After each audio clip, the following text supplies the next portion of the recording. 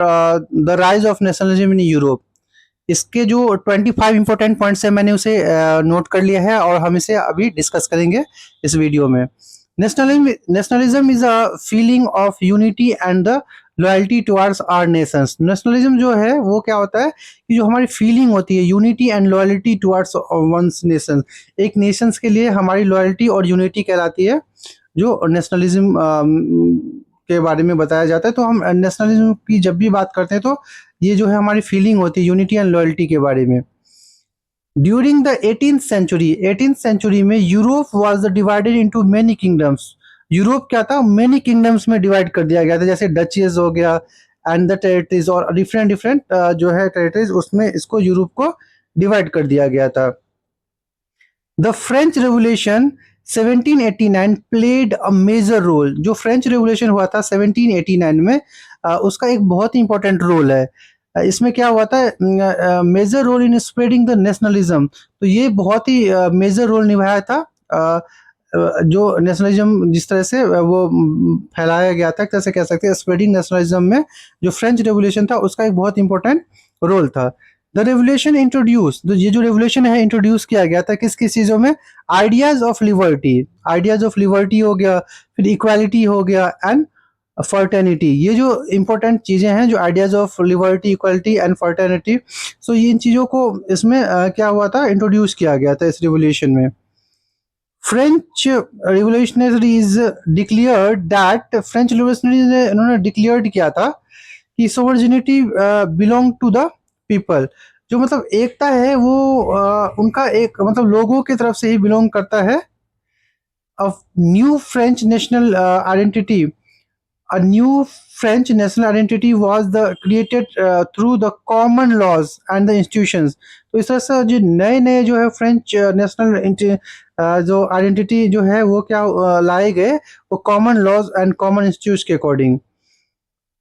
अब यहाँ पे क्या होता है कि नेपोलियन वाला तो आपने जो है पार्ट कवर किया होगा क्लास 9th में, और यहाँ पे नेपोलियन के बारे में ज़्यादा नहीं बताया गया था, बट उनके नेपोलियनिक कोड के बारे में बताया गया है।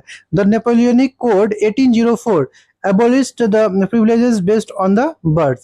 ये जो ये नेपोलियनिक कोड जो 1804 था, ये क्या किया गया था, जो abolish the privileges based on the birth, तो इसको क्या किया था, abolish किया गया था, मतलब खत्म किया गया था, जो privileges based on the birth जो उन्होंने जो लागू किया था उसको खत्म किया गया यहाँ पे।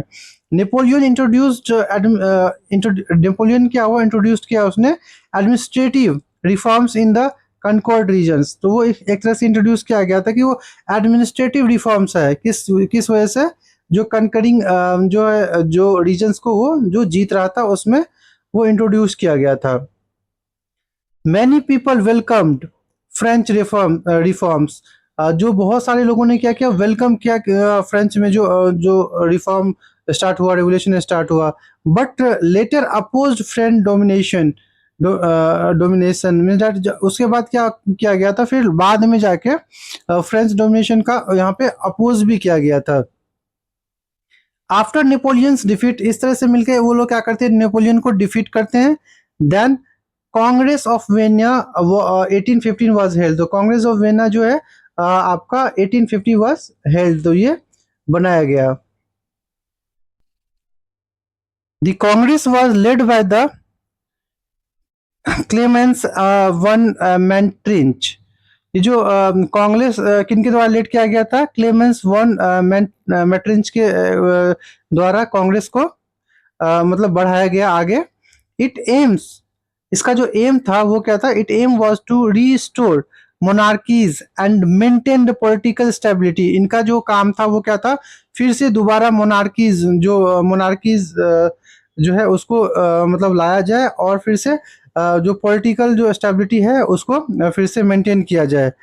Conversation became a dominant political ideology after 1815। After 1815 के बाद जो कन्वर्सेशन था वो क्या किया गया था, पॉलिटिकल आइडियोलॉजी में कन्वर्ट किया गया था। लिबरल्स डिमांड फ्रीडम्स, जो लिबरल्स थे वो क्या डिमांड कर रहे थे, freedom, equality before law. Freedom और इक्वालिटी का वो लोग क्या कर रहे थे, डिमांड कर रहे थे। एंड द रिप्रेजेंटेटिव्स गवर्नमेंट है, और वो डिमांड ये कर रहे थे कि एक अपना रिप्रेजेंटेटिव गवर्नमेंट होना चाहिए, जहाँ पे लोग अपने जो रिप्रेजेंटेटिव है उसको चुन सके और उसे इलेक्ट किया जा सके। सीक्रेट सोसाइटीज, देखिए सीक्रेट सोसाइटीज बहुत इंपॉर्टेंट है। ये सीक्रेट सोसाइटीज वर फॉर्म, तो ये सीक्रेट सोसाइटी थे उनको बनाया गया टू प्रमोट द नेशनलिज्म, और नेशनलिज्म को प्रमोट करने के लिए सीक्रेट सोसाइटीज को बनाया गया था। जुसेप्पी मजीनी फाउंडेड यंग इटली इन 1831। तो जुसेप्पी मजीनी वाला जो पार्ट है बहुत ही इंपॉर्टेंट है, आपको याद रखना है। मजीनी का बहुत इंपॉर्टेंट रोल है, बहुत सारे क्वेश्चंस आते हैं इस एग्जाम में मजीनी से, तो आपको इसे याद रखना है इस पॉइंट्स को। जो जुसेप्पी मजीनी फाउंडेड यंग इटली इन 1831, 1831 में उन्होंने क्या किया था, यंग इटली का फाउंडेशन किया था, उन्होंने फाउंड किया था।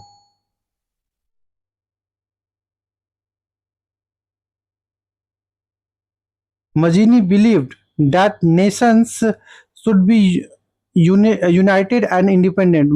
मजीनी ये विश्वास करते थे कि जो नेशंस है वो क्या होना चाहिए, उनमें यूनिटी होना चाहिए और इंडिपेंडेंट होना चाहिए। Germany was United under the leadership of the auto von Bismarck. तो जर्मनी जो है उसको यूनाइट किया गया था किसके अंदर में, लीडरशिप के अंदर में। उनका जो लीडरशिप था वो किनका था, उसमें ऑटो वन बिस्मार्क का था, तो इसमें जर्मनी को यूनाइट किया गया यहाँ पे। Germany unification was completed in 1871। 1871 में क्या हुआ, जर्मन का जो यूनिफिकेशन था उसको कंप्लीट कर लिया गया।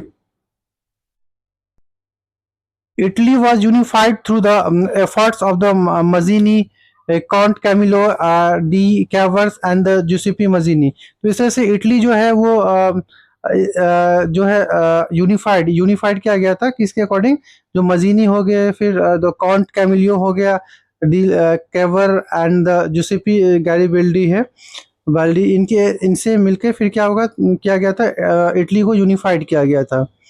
इटली अचीव्ड यूनिफिकेशंस इन 1861। ये इटली ने क्या किया, यूनिफिकेशन जो अचीव किया था कब, 1861 में। Nationalism also influenced the Balkan regions of Europe. जो नेशनलिज्म जो है बाल्कन रीजन्स ऑफ यूरोप में भी इंट्रोड्यूस किया गया। The Balkans were the inhabited by the different ethnic groups with on cultures. जो बाल्कन्स रीजन थे वो क्या था, जो इनहेबिटेड किया गया था, जिसमें अलग अलग एथनिक ग्रुप्स के लोग थे, ठीक है, इनका यहाँ पे अपना ऑन कल्चर था। नेक्स्ट है हमारा rivalries among the Balkans nation created tensions in Europe. तो जो रिवाइलरीज हुई थी बाल्कन नेशन में, उससे क्या हुआ था, यूरोप में टेंशन क्रिएट होने लगा था। तो rivalries among the Balkans nations created tension in the Europe.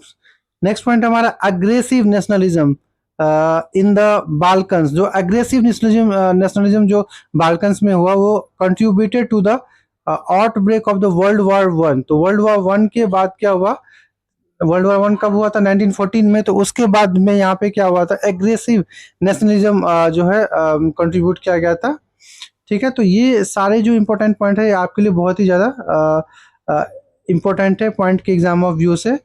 तो आपको इन चीज़ों को अच्छे से कवर करना है। और ये जो 25 पॉइंट्स है, ये 25 पॉइंट्स बहुत ही इंपॉर्टेंट है।